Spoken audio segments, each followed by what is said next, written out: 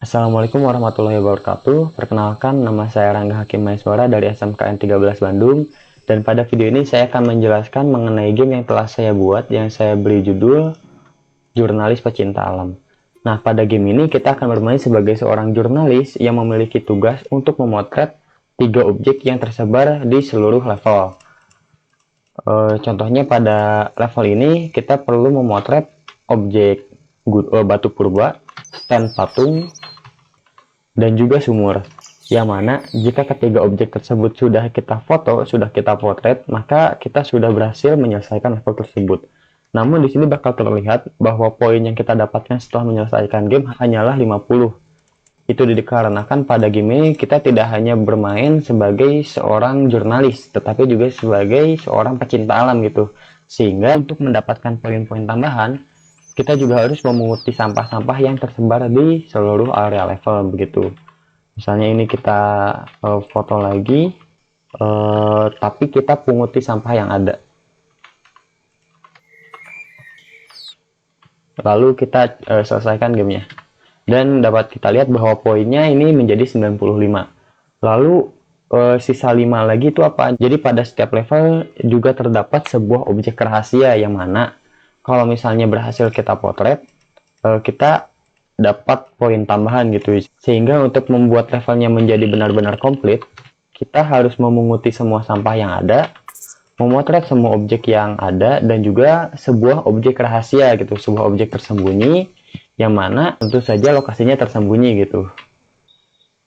Nah, ini tadi di-cut karena memotret objek rahasia gitu. Nah, bisa kita lihat di pojok kanan atas dapat terlihat bahwa objek yang sudah dipotong 4/3, yang mana satunya lagi adalah objek rahasia.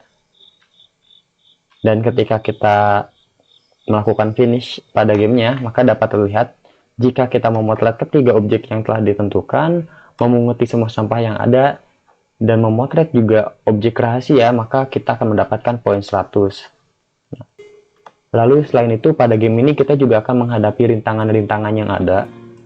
Di sini salah satunya adalah stats yang akan terus berkurang seiring game berlangsung gitu. Di sini dapat kita lihat sendiri pada pojok kiri atas ada lapar, haus, dan ngantuk yang mana akan terus berkurang. Dan kalau misalnya statsnya ini menyentuh angka 0%, maka game akan selesai, kita akan kalah gitu. Nah, bagaimana cara kita menambah stats itu?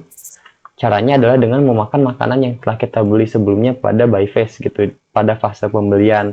Di sini ada 5 jenis makanan yang dapat kita gunakan, ada mie, air putih, teh, kopi, dan makanan ringan, yang mana semuanya ini memiliki fungsi, khasiat, dan kekurangannya masing-masing gitu. Tentu saja harganya juga berbeda-beda. Lalu selain itu akan ada waktu di mana stats ngantuk ini akan berkurang gitu. Nah, untuk menanggulanginya, di sini kita bisa mencari pos-pos yang telah disediakan, yang mana ditandai dengan adanya api unggun. Di sini kita bisa merakit tenda ini, yang mana bisa kita gunakan hanya pada pukul 8 malam hingga jam 6 pagi. Lalu ketika kita mulai masuk pada level 1, barulah kita akan menghadapi yang namanya suhu. Jadi suhu ini merupakan tantangan lain pada game ini, yang mana akan terlihat pada bagian atas layar. Di sana ada tulisan dingin, ataupun pada bagian pause itu ada di pojok kanan bawah, yang mana ini menandakan suhu yang dialami oleh pemain gitu. Dan juga suhu ini dipengaruhi oleh suhu dari lingkungan, suhu dari pakaian, dan juga suhu dari makanan yang kita makan gitu. Misalnya di sini suhu lingkungannya adalah dingin. Jika kita di sini ubah pakaian kita menjadi telanjang dada, maka di sini kita akan merasakan sangat dingin. Atau bahkan jika kita menggunakan kaos lengan panjang, kita akan merasakan panas. Nah, tugas kita di sini adalah membuat supaya suhunya ini tetap berada pada suhu ideal, yaitu di antara dingin sampai normal. Kalau misalnya suhunya berada di luar suhu ideal, misalnya sangat dingin atau bahkan panas, maka statsnya akan berkurang lebih cepat daripada biasanya gitu. Dan bahkan akan ada beberapa momen di mana pemain akan merasakan hipotermia ringan, yang mana jika terus berlanjut dan tidak ditanggulangi, maka pemain akan mengalami hipotermia berat dan tentu saja mengalami kekalahan. Sekarang kita beralih dari gameplay yang dihadirkan ke aset-aset yang ada.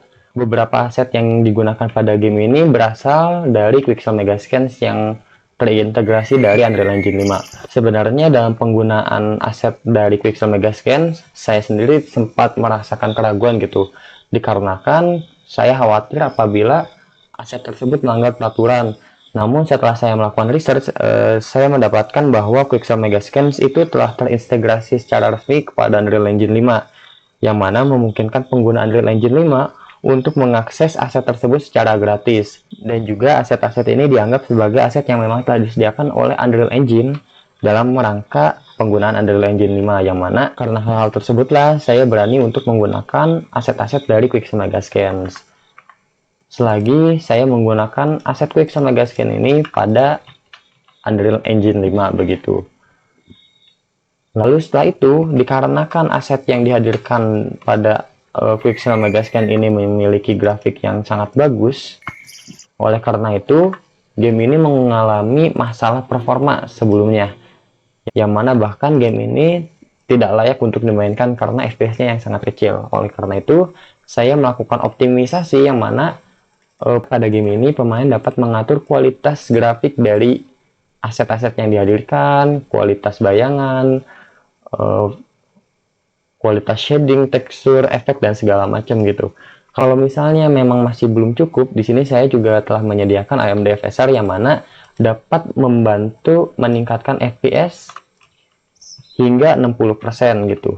Nah, di sini misalnya kita pakai quality low, kita misalkan tingkatkan ke medium, di sini kita atur ke quality, maka di sini dapat kita rasakan bahwa ada penurunan FPS gitu. Nah, tapi jika kita nyalakan AMD FSR, maka game ini berjalan lebih lancar begitu. Tentu saja apabila AMD FSR ini digunakan, kualitas gambar yang dihadirkan juga terlihat seperti pecah-pecah gitu. Dan juga performa dari AMD FSR ini dapat kita atur gitu, antara quality-nya, balance-nya, performance, atau bahkan ultra performance, yang mana setiap mode ini memiliki efek yang berbeda terhadap FPS dan juga kualitas gambar yang berbeda gitu. Dapat kita saksikan langsung di sini apabila kita memilih quality, maka di sini gambar tidak akan pecah-pecah, tapi FPS dapat kita rasakan mengalami penurunan. Tapi apabila kita gunakan ultra performance, di sini dapat kita lihat bahwa gambarnya menjadi pecah-pecah, tapi tentu saja gamenya berjalan menjadi lebih lancar gitu. Sekian video penjelasan saya mengenai game Jurnalis Pecinta Alam. Terima kasih telah menyaksikan. Assalamualaikum warahmatullahi wabarakatuh.